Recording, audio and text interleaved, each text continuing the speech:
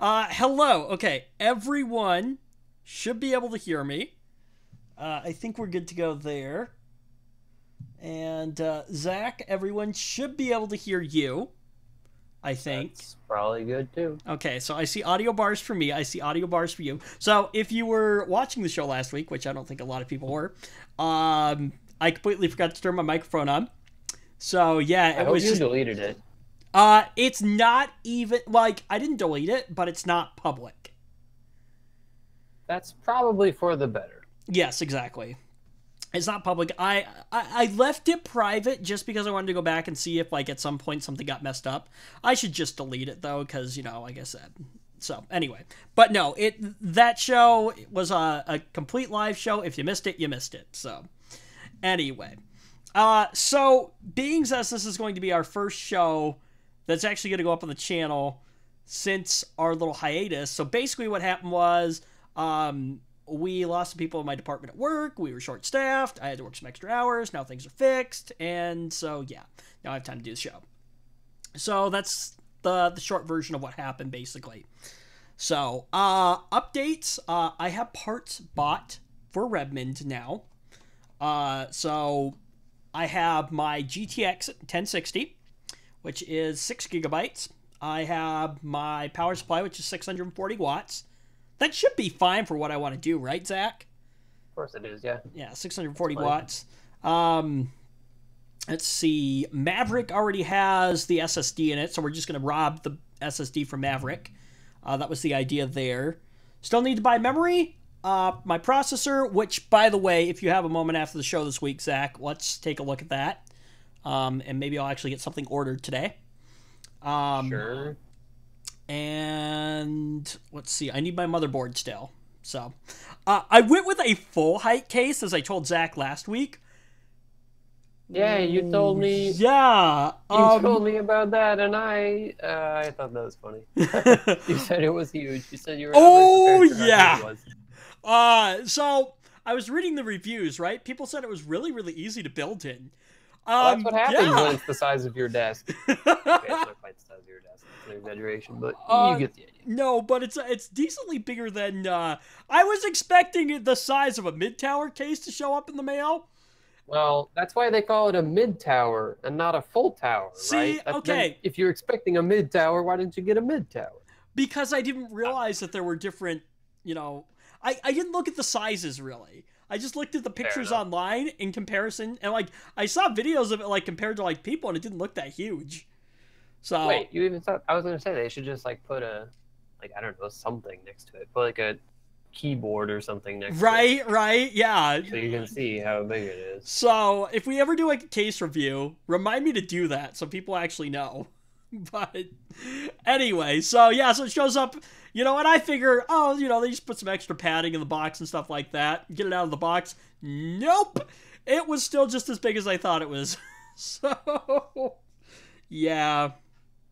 So, I wonder if there's something up with the side panel, though, because the acrylic panel in the side kind of, like, bubbles out. I don't know if it's actually supposed to do that. I think it's supposed to be flat. Bubbles out. Yeah. Is it a clear side panel? Yeah, it's like, you know, clear. Mine's completely flat. Yeah, and it's like, well, is yours glass, though? No, it's... hold on. That's definitely...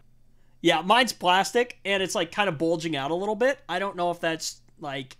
Although, what I might do, I might just see if I can order another just plain side panel from Corsair. Because you probably can do that. I mean, okay, RGB is a thing now. I'm not doing really any RGB with Redmond. I don't plan on doing it. And I personally enjoy the windows. I think they look nice. But okay, the RGB stuff is getting way out of hand. Like, I think if you're gonna do every single computer product need to be RGB. No, I don't think so. No, it doesn't. They make RGB RAM. RGB. What else did I see? That's one of the more ridiculous ones.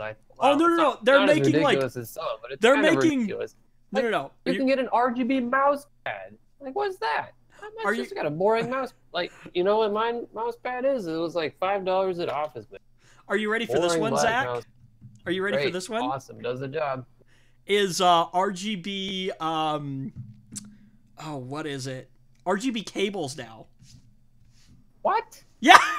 You're kidding, right? No. I hope. I think kind of. Yeah, Linus has like a video of it or something like that. No. I think. Why?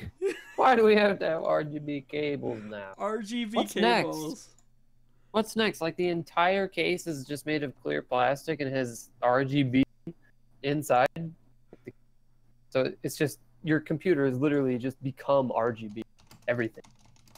RGB. You have like a motherboard come out with some that's not on your regular PCB. It's like a clearish one. Yeah, RGB PSU cables. Linus has a video out on this. Oh my god.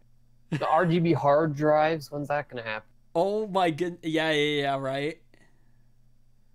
No more. No more. RGB in the water block. I know that's a thing. Now someone should just do the most like obscene build incorporating every RGB thing imaginable, and we can just gawk at this abomination of RGB-ness. Like, yeah, okay, so like I think RGB is kind of cool, but like but it's getting out of hand. It is getting out of hand. I will admit. Oh shoot. Like this is ridiculous, okay? Yeah. Shoot, this graphic isn't going to work the way I... There was a time when it was cool, and then everyone jumped on the bandwagon and was like, we're going to make everything RGB. And I was like, yeah. RGB.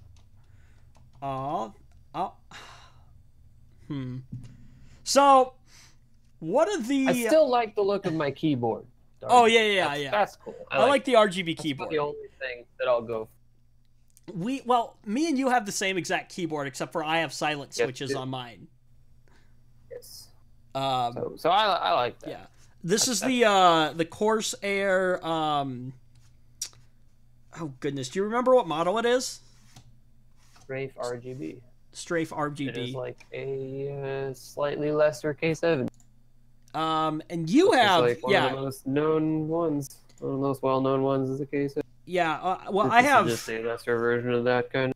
Yeah. So you have red switches. I have red switches, but my red switches are silenced. So. And then I don't fully understand that silent thing. Like it's just like what? It's fine. They're not silent anyway. Actually, I don't remember. And then I have the $20 RGB. I think they are.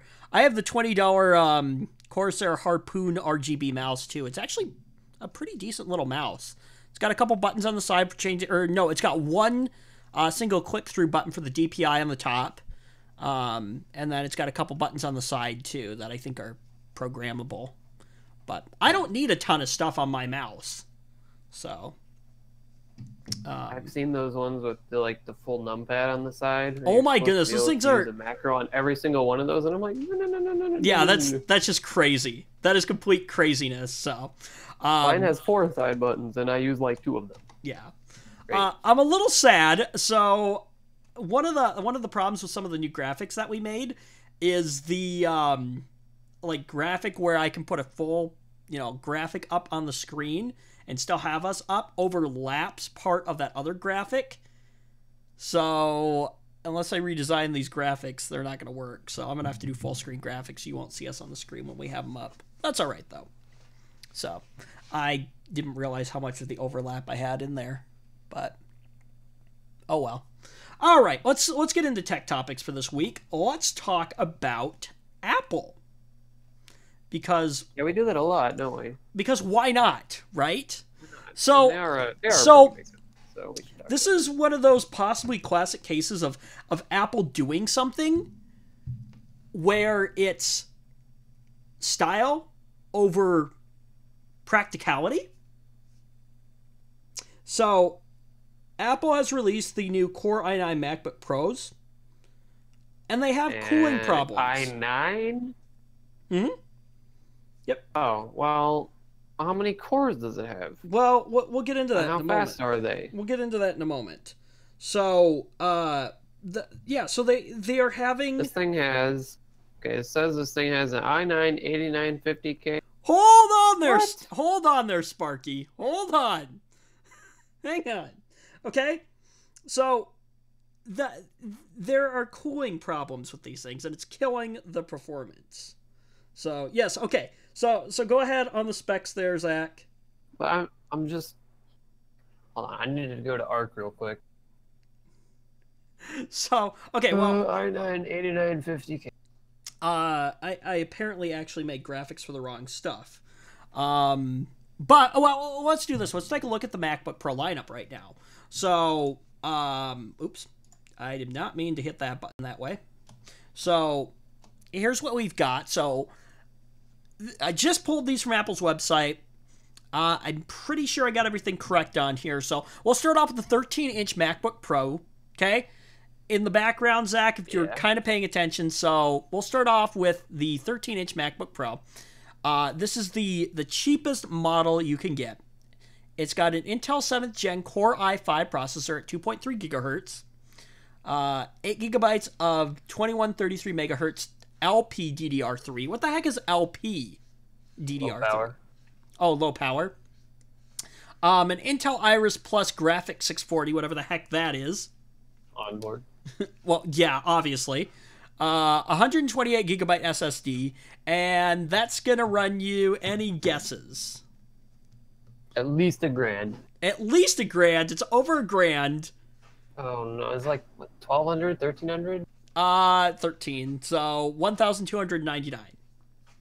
Ugh. That's, jeez. Yeah, let's That's step ludicrous. up. Let's step That up is here. ludicrous. Okay.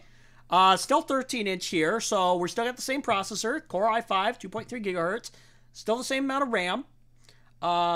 Still the same graphics. Only the difference between this one is the 256 gigabyte SSD. How much extra do you think Apple is charging for the extra space on the SSD? I'm gonna go with $200 extra.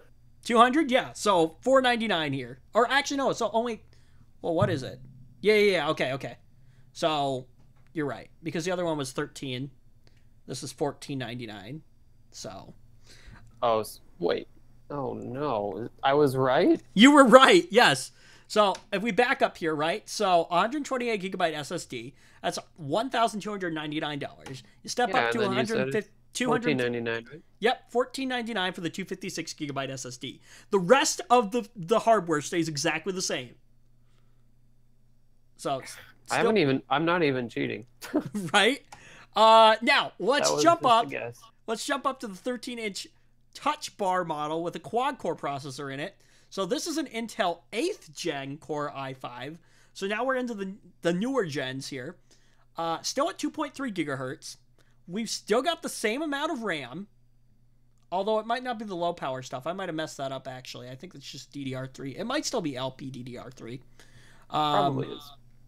The graphics are slightly enhanced. 655 here. So an Intel Iris Plus graphics, 655. This one is a 256 gigabyte SSD. So basically, you're stepping up to a quad core with a touch bar. How much do you think Apple is charging for this? I'm going to go with $18.99. $18.99. You're off by 100. $17.99. I contemplated it, and then I was like, nah, it's Apple. Now, if we step up, so same stuff right here. So still quad core, still Core i5 8th Gen. Your RAM stays the same. Your graphics stay the same. You're just upgrading the hard drive to 512 gigabytes. How much extra are we paying now? Well, plus 200 was correct last time, so $19.99 then. Yep. I guess. Yep. $19.99. So Oh, now we jump into so the 15-inch Touch Bar model. So all the 15-inch ones that they have there right now, that I looked at least, these are all going to be 6-core processors. They're 8th Gen Core i7s at 2.2 gigahertz. Really? 2.2 gigahertz? That seems really low. Well, they are laptops, so... That's a good point. So you're getting 16 gigs of 2400 megahertz DDR4. They're probably the U series ones, the low voltage. Oh, I don't know. These are... Radeon graphics are on board, however, though. So Radeon Pro 55 or 555X, with 4 gigabytes of GDDR5. You'll I don't get know any of those chips, yeah, unfortunately. you'll get a 256 gigabyte SSD. Any guesses on this one, Zach? Oh no, like $23.99 or something like that. Holy crap! Are you cheating? No. $23.99 Is that right? is exactly right. I'm not even cheating. I swear I'm not looking it up. Why? What's it to me? I'm just throwing out guesses. Oh no. All right. See, I had to aim. I always have to aim a little high because it's Apple. Exactly. Yeah, you've got the Apple tax on there. So okay, now 15-inch touch bar, 6 cores right here again. Your processor stays. Okay. Oh wait, no. This processor is an 8th gen Core i7, but 2.6 gigahertz right now. Your memory stays the same, so still 16 gigs, 2400 megahertz, DDR4. You're jumping up to a Radeon Pro 560X with 4 gigabytes of GDDR5, a 512 gigabyte SSD. How much is this running you? I swear to God, if you hit this on the head, $26.99. $26.99, you're off by 100. $27.99. Okay. So I almost did that. you I wasn't almost aggressive did. enough in my Apple tax. So those are some of the current lineups for Apple right now. And that wasn't even getting into these Core i9 models, which I don't know are, well, I would assume That's are just ridiculous. Almost $3,000 for that. yeah, which I Not would even that- assume are. Oh, if I can find the pricing for these on Apple's website, these are going to be like super insane. So, do you want to over go through the specs $3,000. real quick for me while I find the page? I don't even have the specs. You've got the Are you talking article about on this? Yeah, on the article here. Let's see. So where? Well, all I can see about this is it has i9 8950K, which I think is actually wrong. I think it's actually an H, but whatever. With a base of 2.9 gigahertz and up to 4.8 boost, that is right. I sort of have a feeling that is a bunch of garbage, those clock speeds, because it will probably maintain those speeds for all of about 10 seconds before it gets to thermal throttle. Yeah. Oh, no, they thermal throttle. So, Oh, yeah. it's, so the Core i9 15-inch model has some cooling problems. Well, both of them do. Like, what are they doing trying to cram such a high clock 6-core CPU into the needlessly thin laptop with probably trash for a cooling solution? Oh, I'm sure. Like, they sacrifice so much just to make it a couple millimeters thinner, and look what we get. This is why we can't have nice things. Well, when you're Apple, no. I can't even find pricing for these models. Unless I'm not... This obsession with thin just I don't... irritates the crap Well, out of I me, think, yeah, I because think they you're right. sacrifice so much to make it just a little bit thinner. It's like, who even cares? They do it with phones, too. Like, I don't care if my phone is 1 millimeter thinner and I have to sacrifice battery life for that? Or CPU or whatever? No, just make it 1 millimeter more. These might not be on sale yet, I don't think. I think it's the problem. I wanted to find pricing information for these. These are like, I think some of them are running in like the $7,000 range or something like that, I heard. 7,000? Are you... What? I Oh my think, God, don't that quote is- me on that, I might be wrong. That is... Oh, no, okay, That I'm is- completely wrong. Never mind. $2,399 for the Pro and $2,799 for a Core i9 version, it looks like. Really? That's almost $3,000. Ugh. Really? Hang on. Let They're me... not even, if this is to be believed, they're not even that good because of the thermal. The thermal throttling puts them worse than the high-end i7. Okay, let's do this. Okay, I'm going to throw this page up here real quick. So, real quick, we'll customize a 15-inch MacBook Pro in a second here, and we'll see what we get up to. We're going to spec it out. But, so the Core i9 15-inch model has cooling problems. It looks like they've got an i9 8950K in them. Although you were spec to go on, you weren't quite sure about that. We'll see though. Well, I search for that SKU and I get i9-8950HK, but not K. Oh, it's possible it was wrong in the article. Also K, yeah, I think that's incorrect, but I have no evidence of that other than I just think it probably. We'll look in a moment. So a base clock of 2.9 gigahertz with a boost up to 4.8, but good luck getting there. Good luck even getting the 2. Even hitting the base clock. Yeah, good luck even getting the 2.9 gigahertz because according to a YouTuber by the name of Dave Lee, it won't even maintain it because it thermal throttles. So the processor ends up running at about 2.2 gigahertz because of the thermal throttling in there. So, well, at that point, what is the point? What is the point? You put this. Oh, you want to know the best part too? Wasted. You want to know the best part? So because of the thermal throttling, it actually runs slower than like older gen CPUs in the system. Well, think about how many people are probably going to buy this because they think it's going to be fast. Yeah. Well, and the problem. And don't even know. And I'm sure the battery consumption on that CPU is probably higher as well. You're right. And you don't even get anything for it. You get less. Less performance. And the biggest problem is Apple's cooling solution. That's the problem with this. But this also happens with the i7-8850H model. I don't know if that's actually a SKU or not. That seems reasonable that it would happen. So because that's a 6 core. Let's come over here though. So we're going to customize a 15-inch MacBook Pro real quick here. So we are going to go with the 2.9 gigahertz 6-core 8th generation Intel Core i9 processor with a turbo boost of up to 4.8 gigahertz. We're going to spec it out with 32 gigabytes of 2400 megahertz DDR4 memory. You just going for the max? Yeah, you know what? Let's do it. We're going to go a 4 terabyte SSD storage on this thing. Oh, no. This is going to be insane. We'll do the backlit keyboard US. I don't think that actually adds anything to it. Okay. So. Jeez, for that much money, it better be backlit. Better be the sweetest looking keyboard on the planet. Any guesses? Everyone at home can see how much it is right now. Any guesses as to how much this thing is going to cost?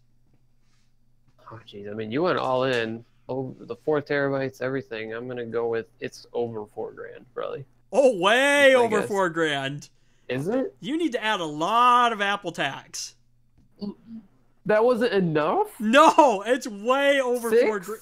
$6,699. Oh my god. I'm sure a lot of buy a pretty nice car for that much money. So here's Apple the thing. Wants that for a laptop? Well, okay, so if we drop... Oh my god. Let's do this. So if we drop back down to a 2.6 gigahertz 6-core 8th generation Intel Core i7 processor with a turbo boost up to 4.3 gigahertz, we're going to remove $300. If we drop back to $300. Okay? So that's the 2.6 gigahertz 6-core 8th gen processor. That's an i7. So what was in the one? What CPU was in the one that was the over $6,000? The fully spec'd out. That was a 2.9 gigahertz 6-core 8th gen Core i9. Oh, so the one that we're looking at, the 8950K. I believe so. Right? Yeah, I'm dropping back down now. We're gonna put dropping down. Yep, we're putting back 16 gigabytes of 2400 megahertz DDR4 memory. So we'll remove $400 for that. If we drop back down to $400 for some memory, oh right? My god! You know what? You know what's adding the price? You know what? Where the price is being added in? What is the storage? Yeah, that's a 4 terabyte SSD. Like that's gonna be expensive. If we drop back down to a 512 gigabyte SSD of storage, we're going to remove Amazon real fast and see what a 4 terabyte desktop drive or solid state drive even costs. Right. It's probably PCI Express. Like I'll give them credit for that. Those are not SATA drives. They are fast PCIe. Probably. But if we drop back down to 512 gigabyte SSDs here, or an SSD, we're going to remove. How much do you think I'll tell you, it's over 1,000. It's in the thousands. How much do you think we're taking away? The SSD alone is worth over 1,000? Well, so for the 4 terabyte SSD storage, so we're going to drop back down to 512 gigabytes. So how much do you think? You probably lose like $2,000 for that, I bet. $3,200. Jeez. Mm-hmm. Well, actually, that almost seems fairly reasonable given. So I'm on Newegg right now. A Okay. Samsung 860 EVO, 4 TB SATA SSD is $1,050. How big is that one? Now. 860 Pro, $1,600. A PCI Express one from Intel, $2,200. Yeah, these are what space is that? Like what storage space though? How much? 4 TB. Okay, 4 TB. So, yeah. So the higher end 4 TB SSD, yeah, that's pretty expensive. Well, okay, so if we spec it out, but we stick with, so we'll throw the i9 back in. We'll put the 32 gigabytes of RAM back in, and we'll stick with 512 gigabyte SSD. We're gonna run $3,499. So now, if you want to, I mean, that's still a little absurd for a laptop. But yeah, I mean, now if you want to, yeah, and if if you want a terabyte of storage, you're gonna be running at $3,899. So now 1 TB SSD is not that expensive these days. No, really, they're coming down in price. Honestly, they're coming down quite a bit. If you wait for a good sale, you could get one for $200. Like I said, so I think I've been looking around at it's one of the smaller sizes, but it's at I saw it at Walmart. It's a Western Digital Blue. It's a SATA drive, but it's a SATA SSD, and I think it's like 128 gigabytes. They're asking like $80 for it. 128 gigabytes for $80? I think wouldn't so. Buy that. That's not a very good price, I think. So it might be more than that. I don't remember. But anyway, and that should be like I could be wrong on that 128 price. gigabytes. I might be wrong on the price, or no, I'm not wrong on the price. I know it's $80, but I don't remember what size that it was. It might be. If it was 256, now that's an okay deal. Right. I don't remember. I would honestly have to look. I'm looking right now at a whole bunch of 128 gigabyte drives. They're like $50 would be a high price for one of them. So it's probably 256. It might be. So yeah, so the MacBook Pro, as the name suggests, is a laptop aimed at professionals, right? So especially with some of the specs that you can get in it with the Radeon on board and a Core i9 processor and things like that. These are people who are doing like crazy on the go, probably video production and things like that. So with Final Cut Pro. The price is high. As you saw, fully spec'd out, like $7,000. Not that you would need. Go buy it. Not that you would need. Car. Yeah, not that you would need a 4 terabyte SSD on board, because I mean external storage is a thing, but I mean I guess it's nice to have it internal. So, yeah. So because of the thermal throttling though, yeah. So it actually runs slower than some of the other, like older gen processors and stuff like that. So I'm not going to read through the whole article here, but basically, like, Apple is insane when it comes to the pricing. You got your Apple tax in there. And again, it's this, I think Apple has kind of always had this problem, is I think they're doing, and we'll see if you agree with me, I think Apple is doing a better job nowadays of trying to keep up with the newer spec stuff. Because that was always kind of a problem in the past before. They kind of lagged behind. But they're still too focused on the design. Exactly. And they're even willing to sacrifice functionality just to make it thinner or whatever. It's like, no. Right. You know what? So do they really think people want that? Do people want that? Am I just blind? Do people actually want glad you brought that up, because here's the thing. Okay, while I don't want like one of those super thick, laptops like they had back in like the 90s, right? Well, I'm sorry. When I say do people want that, I mean like do average consumers want that? Right? Like the Gram or something like that. Do we need to have it that thin? Because here's the thing, right? I think here's an interesting question. If you were to ask people, right, whether, okay, what would you rather have? Would you rather have a slightly thicker computer that's going to be able to cram, more stuff into it that's going to give you better performance and probably something you can hang on to longer? Or do you want something that's going to kind of be slim on what's inside and, probably only going to last you maybe a couple years? Something like that. You know what I mean? Well, when you word it like that, it's difficult to answer any other way. Right? Exactly. I think most consumers would take a slightly thicker computer for more years out of the system. You know what I mean? But yeah, I mean, that seems like common sense, and yet Apple is thinking that it's not. Well, and we've seen this with the MacBook Air before, too, remember? Yep. Super, super thin. Has to be maximum thinness. So, and they were kind of the first to do that kind of thing, and then like LG followed with the Gram and things like that. Look, I get portability and stuff like that, and that's fine if you're kind of an average consumer, average Joe who wants to just But there is a Facebook. point when it becomes ridiculous. Just Exactly. like with RGB. Exactly. You're right. Like, I still have my 2012 13-inch MacBook Pro. It's got a SATA SSD in it, 512 SATA. I think it's 512. What did I put in here?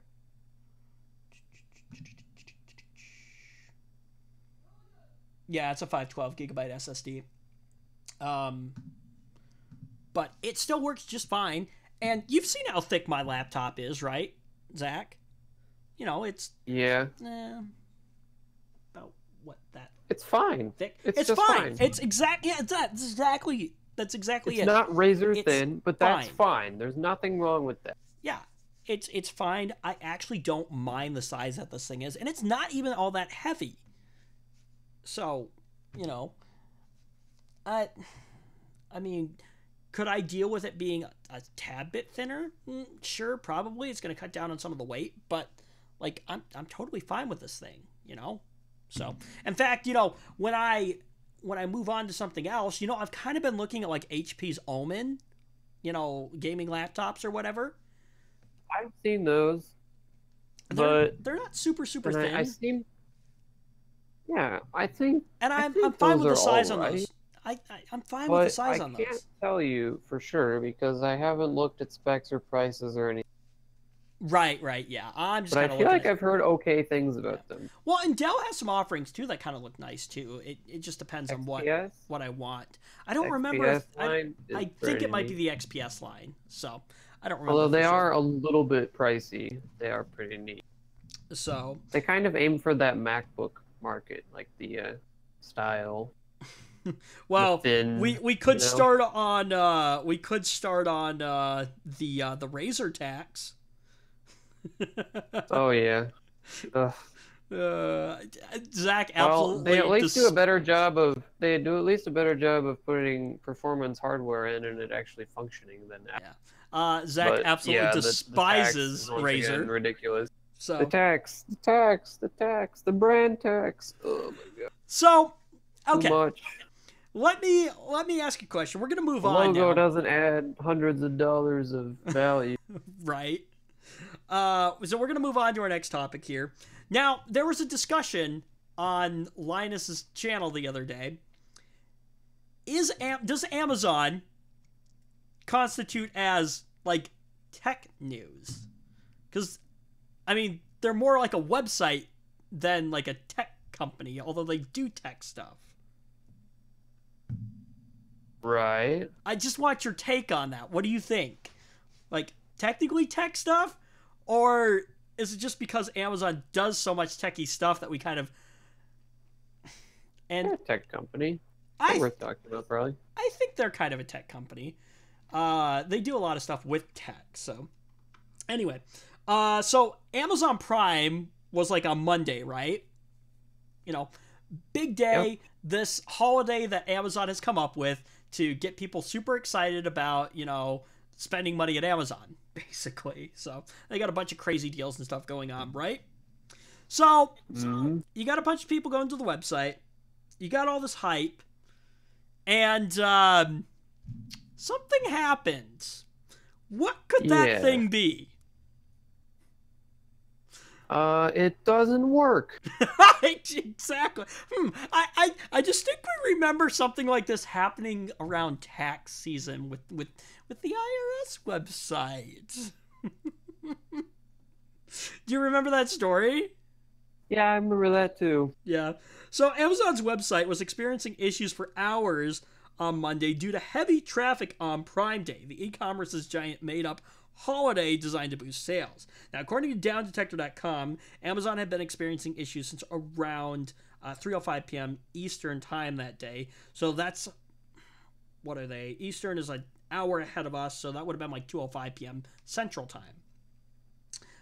So Amazon have been experiencing issues since around like 2:05 p.m. Central Time, with a large spike in reports immediately after Prime Day officially began at about 2 p.m. So, not exactly clear how widespread the problem was, but according to Down Detector, the outage was restricted to the U.S., and it appeared to still be affecting large parts of California and New York as of about 4:30 p.m. on Monday that day. And there were a couple other smaller areas that had, outages in the Pacific Northwest and other parts of the country. So some users have been reported, seeing the, we should pop quiz, Zach. Pop quiz. We'll see how well you know this. I don't expect you to get the answer correct. So, do you know what there's a three-letter number. Three-letter number. Three-digit number, that's what I meant to say, that corresponds to a page not being there on a website. Do you know what those numbers are? 404? There you go. It's a 404 error. So, Yeah. What? Apple's 404 error page is basically like the dogs of Amazon. It features employees' dogs for whatever reason. I don't know why they decided to do that. But anyway, so people are experiencing that. Hey, sorry, something went wrong on our... Actually, you know what? That might not be a 404 page. That might be a bad request, and I don't remember what number that is. But anyway, that's what they were seeing. They were basically seeing an error page. So... Oh, the other problem was there was a loop, too, that people were getting stuck in. So people go to the website. The website would load in a never-ending loop between the home page and incomplete deals page. So basically, you click on Shop All Deals, and then that would take you to, or from the home page to another similar-looking page that prompted you to click on the same button again, which would then take you back to the home page. And then the cycle would keep repeating over and over again. So, I don't know if somebody screwed up the link or something like that, or the database got, something screwy happened in there. And in a statement released by Amazon, it wasn't until about 4 p.m. that Amazon actually acknowledged the issue for the first time. Sheesh. So, they wrote on Twitter, some customers are having difficulty shopping, and we're working to resolve this issue quickly. Many are shopping successfully in the first hours of Prime Day in the U.S. Customers have ordered more items compared to the first hour last year. There are hundreds of thousands of deals to come and more than 34 hours to shop Prime Day. I wonder if this is just a classic scenario of kind of like a unintentional DDoS attack on their servers. You know what I mean? Yep. And so that's what happens when a lot of people go to your website to buy cheap stuff.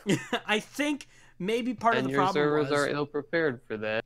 Exactly. So I think maybe Amazon underestimated just how many more people were going to, be there for the sales this year.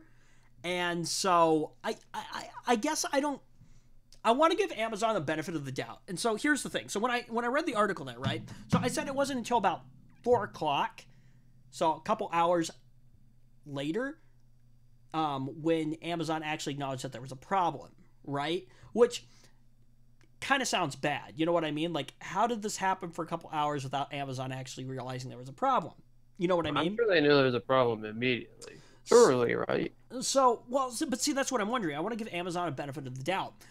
Is it that people were having weren't having problems. They were actually getting into the website, but only certain people, because, you know, their traffic was actually getting through to the servers while other people's traffic wasn't. You know what I mean?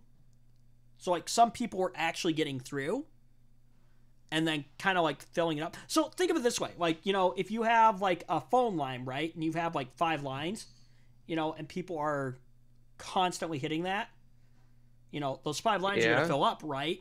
Well, as soon as somebody drops out, somebody else is going to be able to get in. I'm wondering if it's kind of that scenario. You know what I mean?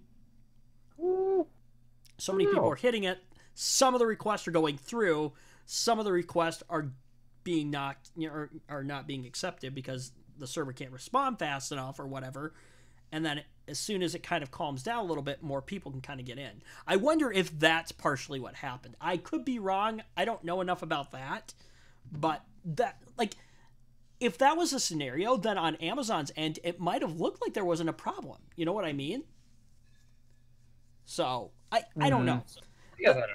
The thing is something as big as this that Amazon is, you know, hyping up and things like that, they're not going to take, you know, people having problems reaching the website lightly, because this is like one of their biggest days to make money and stuff like that. So obviously if there's a problem, they're going to want to figure out what's going on. Well, they don't make any money if people can't get on their website. Exactly. So that's the thing. So that's what this is. Regardless, it's safe to assume that Amazon took the outage seriously and stuff like that. So, not only because it looks bad, but again, because that whole, you know, revenue thing and stuff like that. So, yeah. Okay. Moving on, if I can find the correct tabs here. Here we go. We are going to move on to the Microsoft news for today. This is probably one of those, Microsoft has an opportunity to do something good here, and they're going to try to do something good, and then probably end up screwing it up somewhere along the line. So, Microsoft realizes that, and this is probably a good thing, they've realized that they've irritated a lot of consumers, right? So they want to win back the consumers that they let down. Okay? Really? Yes. So Microsoft hasn't exactly been winning over consumers recently. Windows 10 telemetry data. Oh, I'm sorry. I don't know what happened. You got a cold? Yeah, I think something's coming on. Yeah, that's not so good. Don't sound so good. Automatic updates. So, anyway, but yeah, leaving many onlookers wondering if the company is switching all of its efforts to business, and basically turning into another IBM. I don't remember that. Like, IBM was kind of way, like, past our time. Yeah. I mean, I remember, like, people that I knew had, like, the IBM, like, ThinkPads and stuff like that. Those are kind of cool. So, did you ever get yeah, those laptops that have a reputation for being indestructible. No, I thought those are the tough books. Tough books? No, ThinkPads. They're indestructible. Are they really? If World War III ever happens and the nukes fly, ThinkPads will still... With the eraser head, what do they call that? The AccuPoint or the track? ThinkPads and Nokia phones. Nokia phones! Oh my goodness. I remember those. Like, I never actually have one, but I totally remember those things. Do you remember those? It was just like a flat... Very long time. Yeah, they were like flat. Remember, they had like a monochrome screen with like T9 buttons on them, and oh man, back in the good old days when you had a removable battery. My phone has a removable battery. Yeah, you still have a removable battery on yours. I don't on mine. I think, yeah, the screen probably would have to come off on this, but anyway, my Samsung, or not my Samsung, my Google Nexus 4 actually has like a removable back. You don't have to take the take the glass off. You can just take a couple screws out and like the back panel pops off. So it's actually kind of cool. So not like a traditional replaceable battery, but it's easy enough to get to that you could replace it. So Like now with like the Samsung Galaxy S9 and like the iPhone, you have to like cut the adhesive and like have a suction cup to like pull the thing off. And I've never actually done it before, and it'd probably be a mess. But I'll have a good story to tell you when we get close to the end of the show too. But anyway, so Microsoft is basically kind of coming to conclusions that they've kind of messed up. And so over the past couple of years, Microsoft has killed off things like Groove Music, which apparently had like a streaming service built into it, which I didn't know about until we did a story about the thing going away. So in this list of things that Microsoft is killing off, I've noticed a pattern. What's that? They're killing off things that no one really liked anyway. Huh. Oh, yeah. That really makes you think. Groove Music? I thought Kinect kind of caught on. I thought people liked Kinect. Or was I don't think I ever knew anyone who unironically used think, wasn't part of the problem with the Kinect, though, that it was like, kind of with like the home speakers now where it was listening to you all the time? But yeah, people thought that was creepy. And not only that, but I'm not sure it worked very well either. I think you're right, actually. I can see Microsoft not implementing that very well. Also, it came out quite some time ago. Yeah. The technology Microsoft was probably tried to do as good as it would be now if they tried to do it again. Microsoft tried to get into the fitness tracking business. Oh goodness, I remember. Do you remember like when those things first came out? Like everyone and their grandma was like making them. Oh my god, those Fitbit things. No. Well, I remember even like before, like okay, so before I ever had a Fitbit, I had a Jawbone. No, I never. And then that company kind of went belly up. Fitbit survived, and that's actually what I have on my arm right now. I have the what is this, like the Fitbit Flex or whatever it is. I actually really like this thing. I do not miss my Apple Watch. Do not miss my Apple Watch one bit. Oh, and Microsoft has finally admitted that the Windows Phone is dead. Finally. Kind of a cool idea, I think, but it didn't take off very well. So, excuse me. Oh, excuse me. So, the thing is, though, is like Windows running on a phone actually was a thing like way back before, kind of like the BlackBerry era, I think, actually. But it was like really clunky and it like didn't work very well, so that's why I didn't catch on. So, and then I think Microsoft joined the jumped on the bandwagon way too late. Because think about this, right? So Apple comes out with the iPhone, right? Which was kind of revolutionary. And then the Android operating system came out, right? And so now you have developers who are creating apps not only for the App Store and now Android, right? Which a lot of people are on. And then Microsoft tries to jump in the mix there, right? With their offerings. The problem is that, because people are already using iPhones and they're using Android devices, app developers don't want to spend the time to rewrite apps for the Windows Phone ecosystem when not a lot of people are using it. And that's kind of what led to its downfall. So. Yeah. They just jumped on the bandwagon way too late. Real quick, okay? So, going back to Apple, I think Apple missed an opportunity here, okay? So, Apple was kind of the first company to release a voice assistant, Siri, right? Mm-hmm.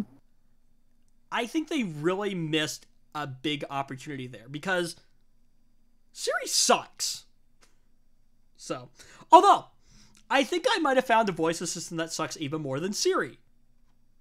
What is it, Cortana? Well, you know what? Okay, Cortana's not even the mix because nobody uses Cortana, okay?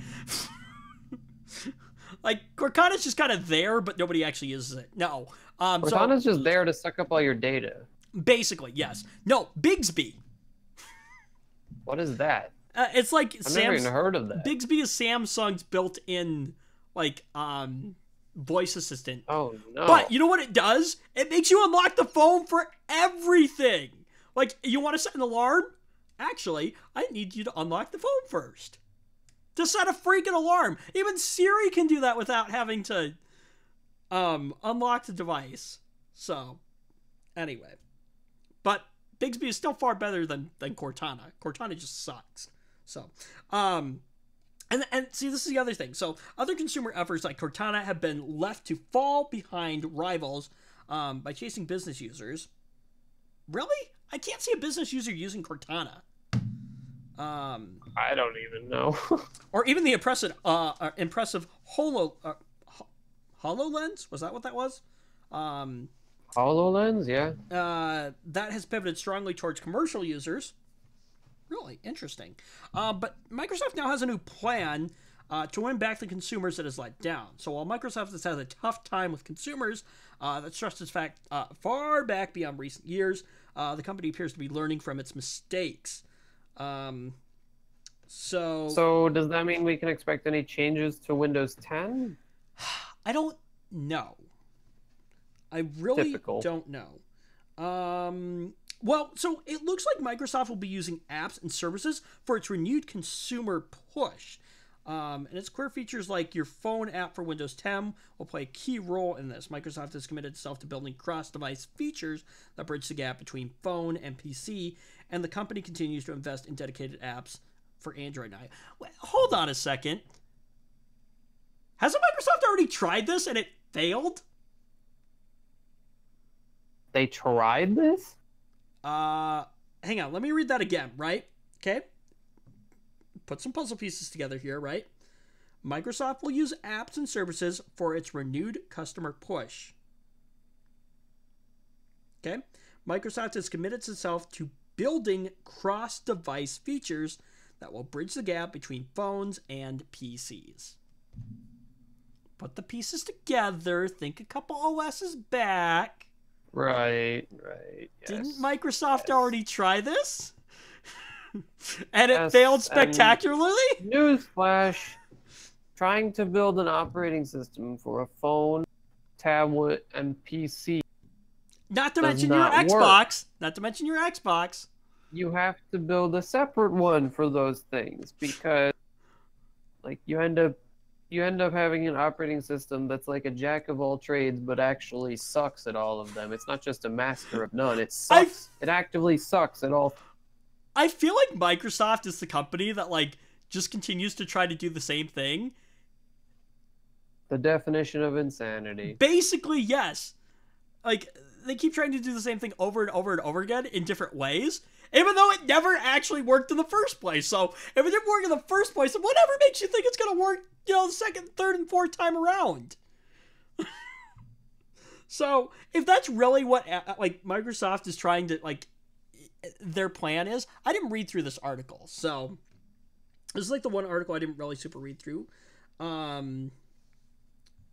Oh, so it says how successful this new plan will rely heavily on whether Microsoft targets its efforts on the people who care and use Windows in this prosumer space. Now, okay, so this is interesting right here, right?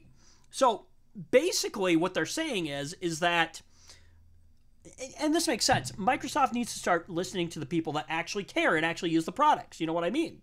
Like, actually care about that stuff. So the prosumers, like me and you, right? Fair, yeah. Because, let's admit, average consumers, they just kind of don't care. They just go along with it, right? The people who actually care are the prosumers, like me and you, you know? Okay, let's ask an average consumer, right? Do you care about, Windows automatically installing updates? Pfft, what? Because that's going to be their response. Like, I don't know, it's a computer. I use it to do Facebook, Versus me and you, where... oh, hey, Windows decided it wants to do an update. No, I don't think so. I don't want you to do that. See, because we actually care. You know what I mean? Mm-hmm. So I think if that's really the plan and Microsoft plans to stick to that, then yeah, you're right. Maybe Microsoft will finally start hopefully listening to the prosumers and us saying, okay, take the telemetry data out. Take the automatic updates out. Or... not even so much take the automatic updates out, but, go back to the options where, you have that option to, do you, want, do you have to check for the updates and install them yourself? Do you want Windows to check for updates and download them but not install them? Or do you want it to just be fully automated? You know what I mean? And I think we've discussed that in the past before too, where you're like, even if it's buried in a bunch of menus, at least give us the option. You know what I mean?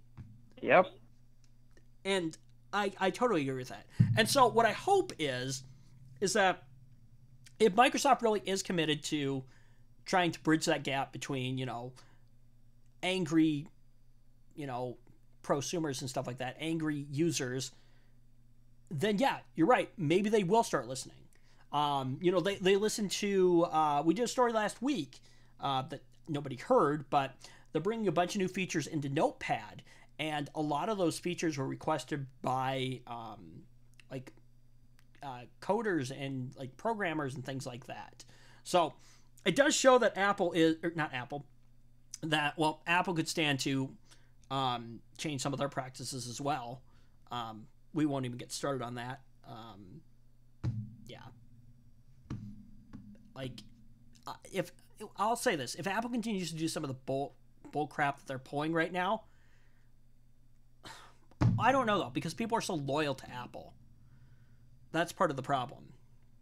So there was an interesting conversation that I heard on not Jay's 2 cents, on Linus's channel, where like when something goes wrong with like a Mac, people just assume that they did something wrong. They can't like be like, oh no, there's actually something wrong with my Mac product or my Apple product.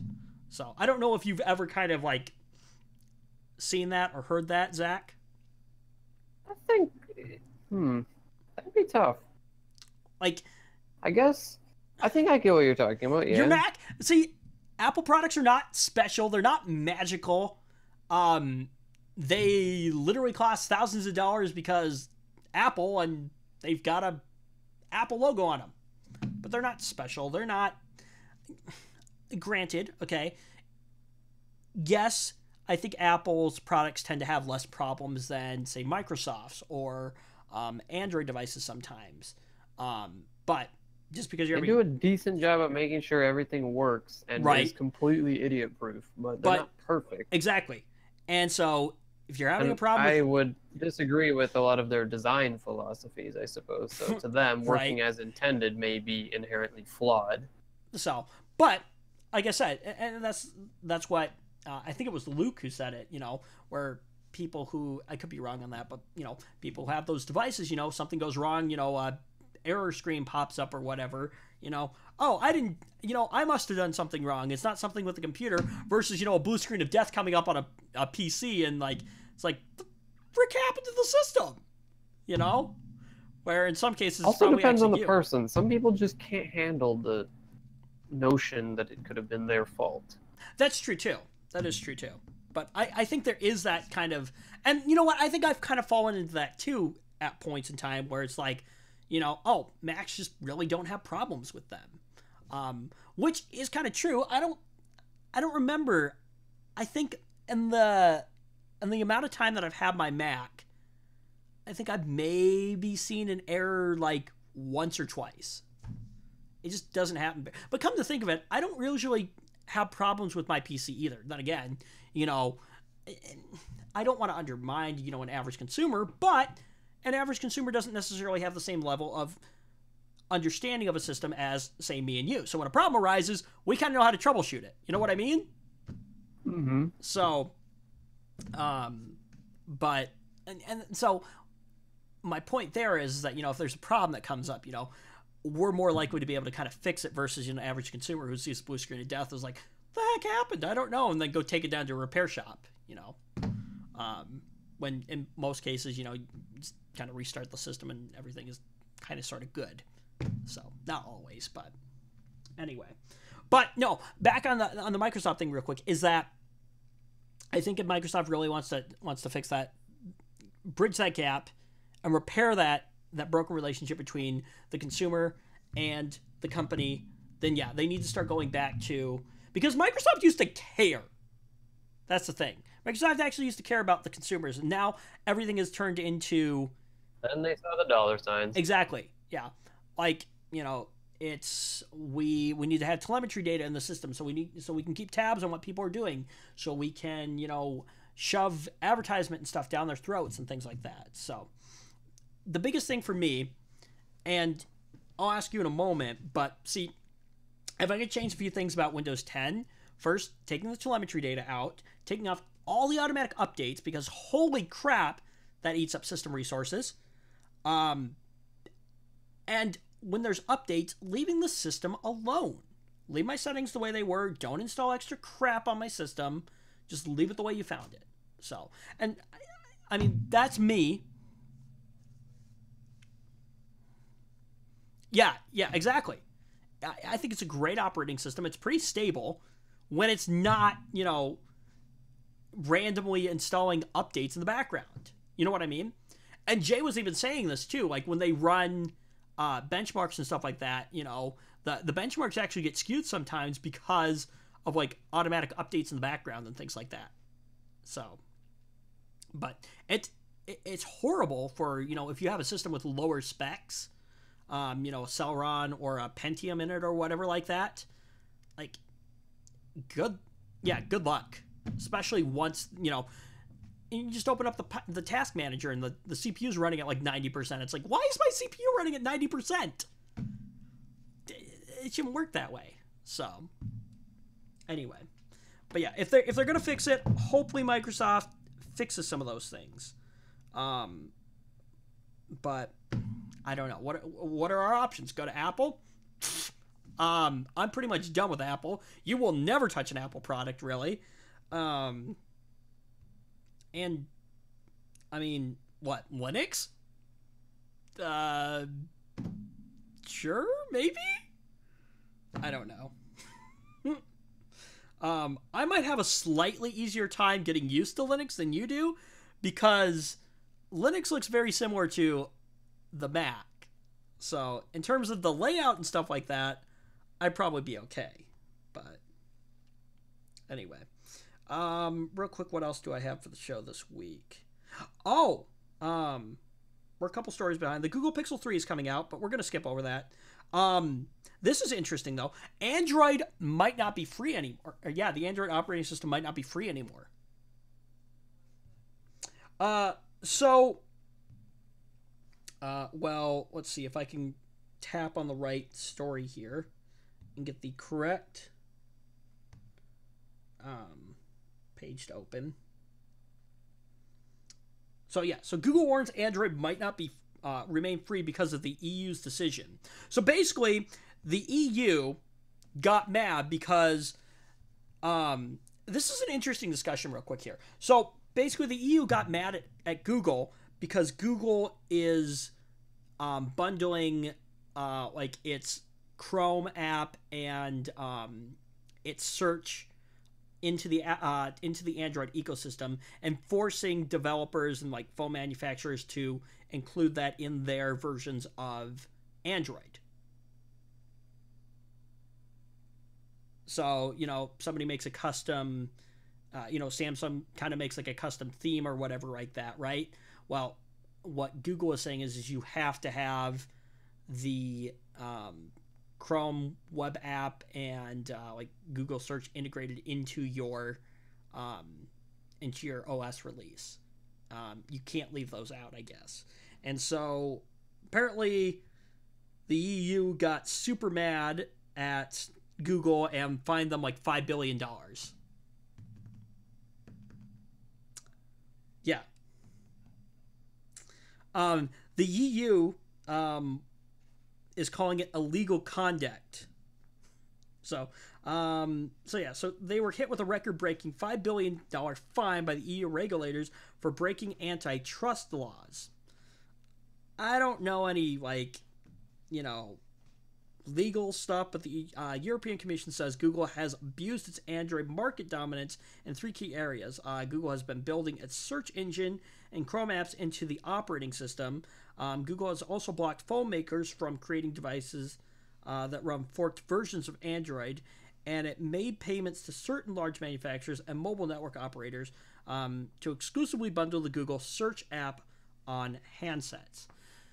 So this is where things get interesting, because Android technically is open source? Question mark? See, right? So if it is, Right? See, because here's my thing, right? If it's open source, then I can see where there might be some legal problems here, possibly.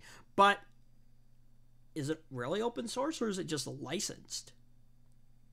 Because that's the thing. If it's licensed, then I feel like Google should be able to kind of do whatever it is that they want with it. You know what I mean? I don't know. I guess I don't know where I sit with that.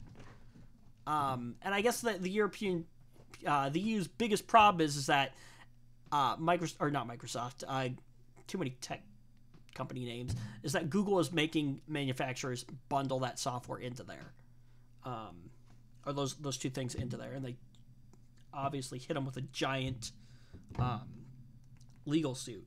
So now, because of this, the EU's decision to force Google to unbundle its Chrome and search apps from Android may have some implications for the future of Android's free business model. So in a blog post defending Google's decision to bundle search and Chrome apps on Android, Google's CEO outlines the company's response to the EU's $5 billion fine. So he highlights the fact that a typical Android user will install around 50 apps themselves and can easily remove pre-installed apps. But if Google is prevented from bundling its own apps, that will upset the Android ecosystem. Okay, I don't know if I necessarily agree with that.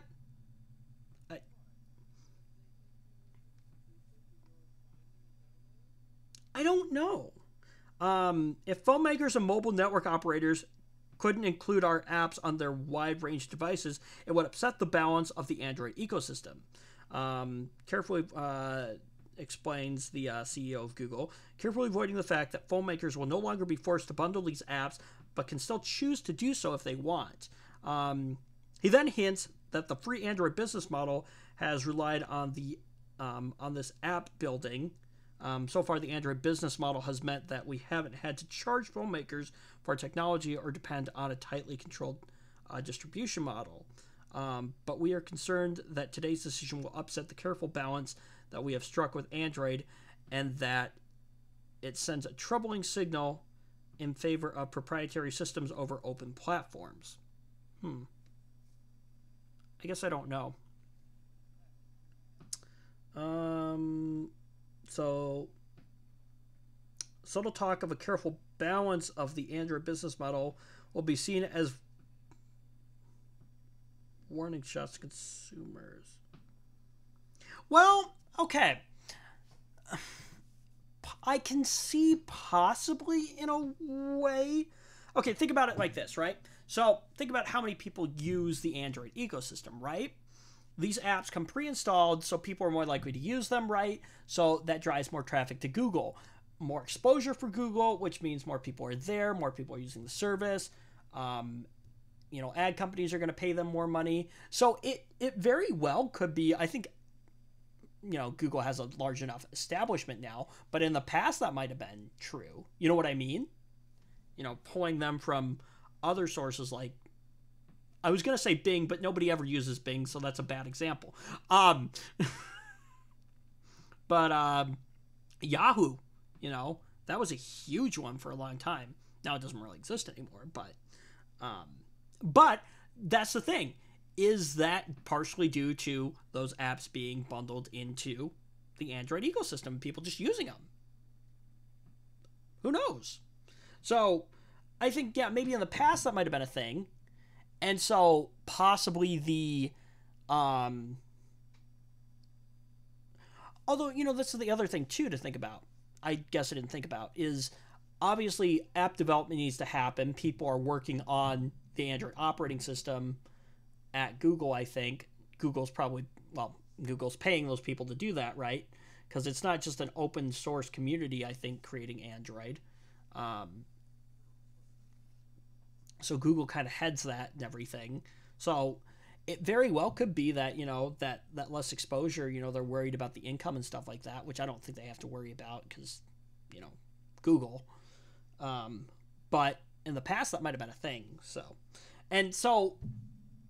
in that regard, I could see where less exposure, less money coming in, less money to pay those developers. So we don't have to charge for licenses to use the Android system to help offset the cost. So, and I guess I don't know what logistics look like for Google, but that's the only reason I could see that possibly affecting that whole ecosystem there. But Google is now warning that the Android business model could now change, and that may mean the company will need to consider licensing Android to phone makers. So I could be on the right track there, possibly, where that less exposure means that there's less, money coming. I don't know. So, but yeah, kind of an interesting little thing right there. Okay, quick little story before we leave you for this week. This is something you can laugh at me for, Zach. Kind of. So, possibly. So, little backstory. So, my church is working on doing some renovations to the church, basically. So, we had a downstairs gathering area, and we would have religious ed classes down there and things like that. Terrible solution. Basically, they had those pole dividers or whatever that are basically paper thin, so it was super loud down there. And so anyway, we have funds to build an extension onto the church, so we did that. That's our new gathering space now. It's got a brand new kitchen and stuff in it, and so that obviously leaves that basement area completely free. So what they did was they're putting walls up and things like that, and they're building classrooms down there. Well, of course, church, not super tech savvy, things like that, right? So in the plans, they put what do they call those? They put boxes in the wall basically for network and coax, but for future use. So they were just putting them in, and they didn't plan to actually do anything with them, right off the bat.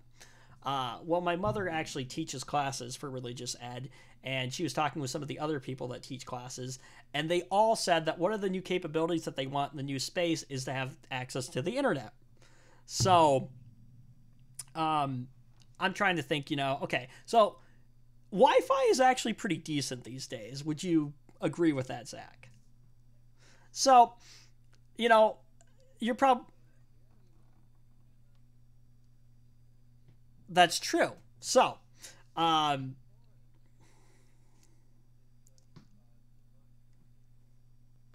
yes, yep, for sure. So, anyway, what that means is that I am coming up with a solution, because I'm doing pretty much all the networking stuff down there and things like that for the church and things. So anyway,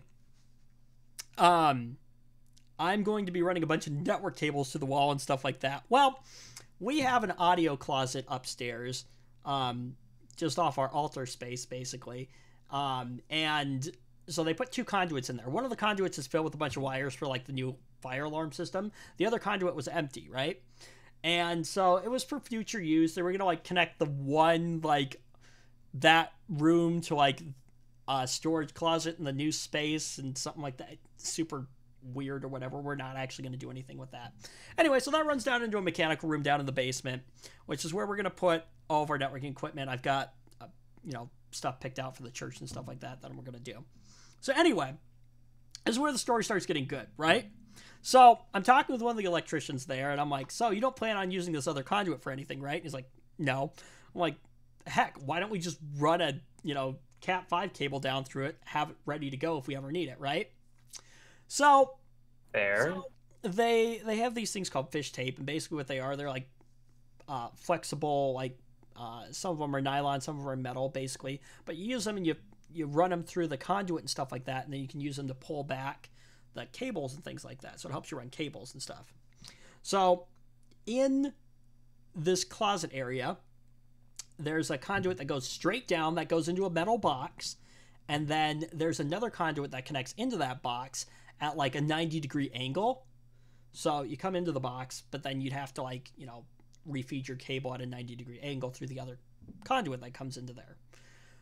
Well, that box is in a crawl space that is hanging from the ceiling. It is what? So basically there is this there's air ducts and stuff in this little crawl space area, and there's like pipes and stuff like that, and it's like suspended from the ceiling basically, so it like drops down, partial, and then it's basically part of the ceiling, but it drops down and then comes across and then comes back up. So it's like this little suspended area, right? So I had to crawl up there. Super sketch. Super sketch. So the first time, right? So I grab like a normal like ladder, like a normal size ladder, right? Put it up there. Mind you, the gap is tiny. Like the hole that you crawl through is tiny. And then you probably only have about, I don't know, like enough space for your body to actually fit and like crawl through this place, right? So, yeah. Anyway, I'll explain that in a moment. So, anyway, so I get the ladder set up and everything. I'm climbing up. I'm on the top step trying to get into this thing, right? Now, granted, I've never crawled through a crawl space like that before, suspended up off the ground, right? So that's already sketch enough. Like, and the only thing that is covering the, enclosing this thing is sheetrock, drywall. So, and obviously if you step through that, you're going to go right through. Not that you can stand up anyways in this space. But, anyway, so I'm on the last, step of the ladder, the one that they always say you're not supposed to step on, even though everyone, like, kind of does. So, yeah. Anyway, so I'm, like, up there, and I'm like, nah, this is super sketch. So I don't think I even, like, crawl in. Go back up, talk to the electrician guy, and he's like, there's a 8-foot ladder over here. Go grab that. So I go grab that, put it down there. Now I'm feeling a little bit more secure about trying to get up here, right? So crawl up, and now I finally managed to get myself like in the entryway, sitting like facing out. So I was like basically like sitting partial AM. My legs were hanging out the side and everything. And I'm like looking and I'm like, no, this is super sketch, right? So anyway, get back down because I'm not confident enough to go up there. So I start running the fish tape through, through the conduit and stuff like that. And well, it stops like feeding through. So I figure I've gotten into the box, right? But I'm hitting the other side of the box because the box comes down a little bit. So I'm like, crap, I'm actually going to have to crawl up in this crawl space. So come out, crawl up the ladder, start to like maneuver myself in, which is super like insane because there wasn't enough space for me to like fully like crawl all the way in and then turn. Like I had to start turned and like enter in at an angle. So yeah, I think I would have passed on like all of this. So I finally get myself in there, right? So now I'm like actually in, I'm like on my hands and knees right by the entrance, right? Well, my feet are, like my body's past where this hole is now. There's plywood down there, right? And again, the only thing that's covering and closing this whole space is sheetrock. So, if you press through the sheetrock, you're going right through.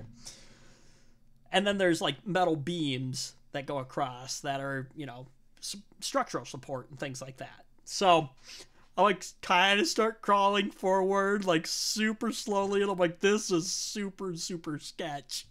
So finally get to the box, right? Look up. I can't even see the end of the fish tape like sticking out. So I'm like, seriously, I crawled all the way up here and I can't even like find the end of the fish tape that I need. So I'm like, okay, well, time to get down. So I start backing up because I can't turn around, of course. Oh, and then this is where things get super, super awesome, right? So you have to like stick your feet out at an angle and then like figure out where the ladder is using only your feet because you can't turn your head around to see where the ladder is. So finally end up getting my feet on it. And then like I'm trying to like back out. I got like my legs scrunched up and I'm like, crap, I'm like stuck up here. Finally end up getting myself down. So yeah, I had to go back up like 2 more times, do a couple more things. But after that first time, things got a lot simpler after that. But yeah, pretty sketch. I didn't go through the ceiling though, so that's good. But I thought you might get a small kick out of that story, Zach. So, ugh. Got the I would have passed on all of that. Oh my Nope. gosh. I can like Nope. I can totally see trying to get like Joe to go up there. So oh man. So if we ever have like an office space at like some point in time, like if there's ever like a suspended crawl space area that we need to run a cable through, you're not going up there, are you? So, okay, let me ask you, okay, real quick here. So, describing that, right, what is the most sketch part about the whole thing? Like, Ugh, is it I actually don't crawling know, up the ladder? and crawling up. Oh, no. See, okay, I was fine crawling up. I was fine climbing up the ladder. I was fine climbing up to where the access panel was, right? The part that was sketch was actually like crawling inside. And it wasn't even crawling inside. Like, had it been like ground level or something like that, I would have been fine. It was the fact that this thing is suspended from the ceiling. That's where it got super sketch. So, the same thing happened one time too. Like in the new construction area, same electrician guy who I've gotten to know pretty well, but they put like, we were trying to figure out how to run speakers and stuff like that. And so they put another access panel up, you know, in the attic space and things like that.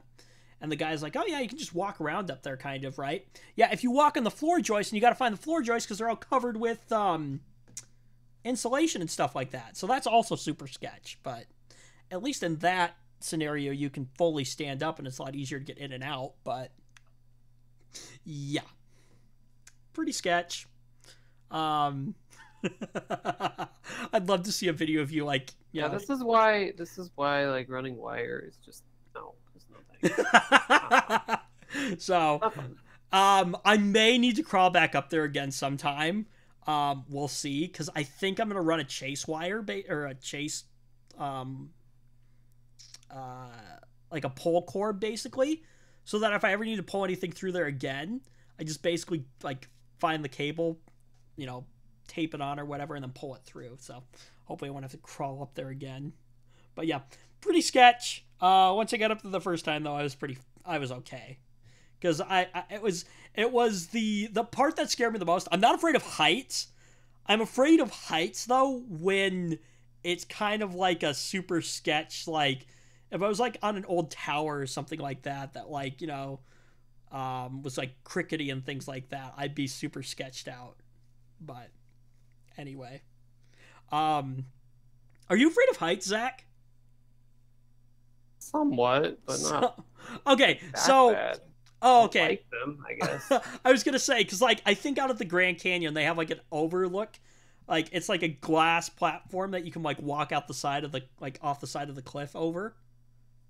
Basically, would you do that? Oh yeah, that seemed And then you I don't know about that. Then you I could think look I might down. pass on that. Then you can look I down. might pass on that one. So anyway, but I thought you might get a kind of a kick out of that story. But anyway, so no, I am by far an electrician. So total respect for electricians though, crawling in small spaces and super sketch scenarios and things like that. So there's a crawl space under the house though. I crawled underneath there just fine, no problem. So, but yeah, something about being suspended up, you know, above the floor. Yeah. Anyway, so that is going to do it for this week. Thank you so much for joining us. Get subscribed if you haven't done that already. Like this video if you liked it. Dislike if you didn't like it. Yeah, again, get subscribed, things like that. Hopefully we're going to be back on a more normal schedule for the show. And we will see you next week here on The Ram Show. Bye.